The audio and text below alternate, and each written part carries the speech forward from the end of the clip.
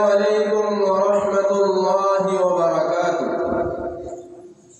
الحمد للہ وکفا وسلام علی عبادہ الذین اصطفیٰ، اما بعد۔ صدر محترم اور حاضرین کرام، آج مجھے جس عظیم شخصیت کو سلام عقیدت پیش کرنا ہے وہ ہے محمد علامہ اقبال علیہ الرحمہ۔ جناب والا علامہ اقبال بلا شبہ ہماری دعاؤں کا جواب تھے، بزم ہستی کا انتخاب تھے۔ آپ عظیم مرد مومن تھے اور قدرت ان جیسے عظیم انسانوں کو تاریخ ساز کارناموں کے لیے تخلیق کرتی ہے۔ بر صغیر میں چاروں طرف غلامی کے اندھیرے چھائے ہوئے تھے، فرزندان اسلام غفلت کی نیند سو رہے تھے۔ ایسے عالم میں اقبال کی آواز آزادی کا ترانہ بن کر گونجی، آپ کا پیغام قدرت کا انعام بن کر گونجا۔ اسی احساس سے آپ فرماتے ہیں، خودی کو کر بلند اتنا کہ ہر تقدیر سے پہلے، خودی کو کر بلند اتنا کہ ہر تقدیر سے پہلے، خدا بندے سے خود پوچھے بتا تیری رضا کیا ہے۔ جناب صدر علامہ اقبال شاعر مشرق تھے، حکیم الامت تھے، آپ مرد مومن تھے اور چاہتے تھے بر صغیر کا ہر مسلمان ایمان کی تفسیر بن جائے۔ آپ نے مردہ دلوں کو حیات نوگا نغمہ سنایا، گرتے ہوئے کو اٹھایا، غلامی میں بھٹکنے والوں کو صبح آزادی کا جلوہ دکھایا۔ اس مقصد کے خاطر آپ نے ایمان و یقین کے چراغ روشن کیے اور مسلمانوں کو سمجھا دیا کہ جب اس انگارۂ خاکی میں ہوتا ہے یقین پیدا، جب اس انگارۂ خاکی میں ہوتا ہے یقین پیدا، تو کر لیتا ہے بالوں پر روح الامی پیدا۔ معزز سامعین، علامہ اقبال محسن اسلام تھے۔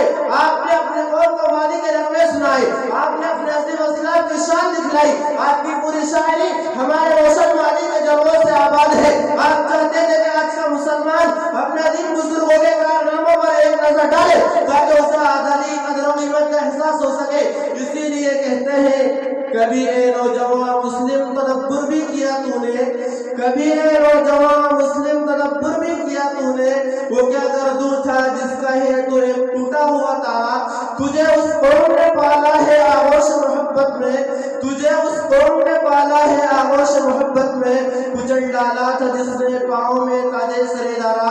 جناب صدر اقبال نے مشرق کو دیکھا، تعلیم کے لیے یورپ کی درسگاہوں میں گئے، وہاں کی تہذیب و تمدن کی چکا چوند دیکھی، انہیں احساس ہوا کہ یورپ کی چمک دمک عارضی ہے جبکہ اسلام کا تہذیب جمال حقیقت میں زوال ہے۔ آپ کی نظروں میں عشق مصطفیٰ صلی اللہ علیہ وسلم کا نور بسا ہوا تھا، جس سے یورپ کی تہذیب آپ کو متاثر کرنے میں ناکام ہو گئی۔ چنانچہ بڑے فخر سے محمد رسول صلی اللہ علیہ وسلم کا اظہار فرماتے ہیں، خیرہ نہ کر سکا مجھے جلوۂ دانش فرنگ، خیرہ نہ کر سکا مجھے جلوۂ دانش فرنگ، سرما ہے میری آپ کا خاک مدینہ و نجف۔ جناب والا علامہ اقبال بڑوں کے شاعر بھی تھے اور بچوں کے بھی۔ آپ کا پیغام مسلمانوں کے لیے بھی تھا اور عالم انسانیت کے لیے بھی۔ آپ کو ملت کے نوجوانوں سے خصوصی پیار تھا۔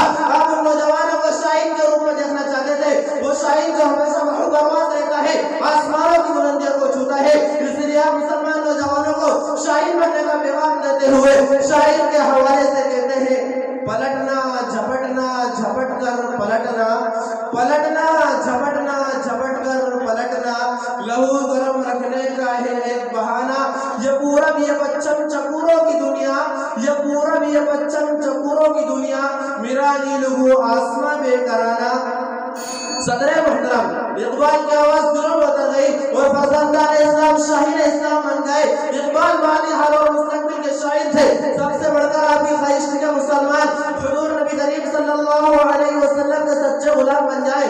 محمد رسول صلی اللہ علیہ وسلم وہ قوت ہے جو بندوں و خدائی کے آداب بخشتی ہے، غلاموں کو عقائد سکھاتی ہے۔ جو نبی کریم صلی اللہ علیہ وسلم کا غلام بن جاتا ہے، زمانہ ہی اس کے سامنے نہیں جھکتا بلکہ لوح و قلم بھی اس کے بن جاتے ہیں۔ میں اپنی گزارشات کا اختتام اقبال کو اس پیغام پر کرنا چاہتا ہوں، نگاہ الجھی ہوئی ہے رنگ و بو میں، نگاہ الجھی ہوئی ہے رنگ و بو میں، خرد کھوئی گئی ہے چار سو میں، نہ چھوڑے دل فغانے صبح گاہی میں، نہ چھوڑے دل فغانے صبح گاہی میں، اما شاید ملے اللہ میں، وما علینا الا البلاغ۔